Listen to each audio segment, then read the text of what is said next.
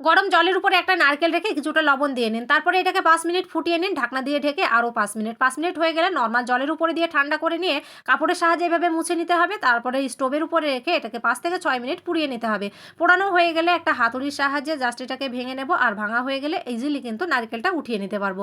নারকেল উঠানো হয়ে গেলে একটা গ্রেটারের সাহায্যে জাস্ট গ্রেট করে নেব। গ্রেট করা হয়ে গেছে। এদিকে আমি চিনি দিয়ে নিচ্ছি 200 গ্রাম। চিনিটাকে নিয়ে নেব। এখানে গ্রেট করা নারকেল দিয়ে 5 মিনিট ভেজে নেব। এখানে মৌরি দিয়ে নিলাম কিছুটা। তারপরে ভালোভাবে এটাকে নেড়ে নেব। যখন দেখবে এরকম আঠালো হয়ে আসছে, দুধ দিয়ে নেব 1 কাপ।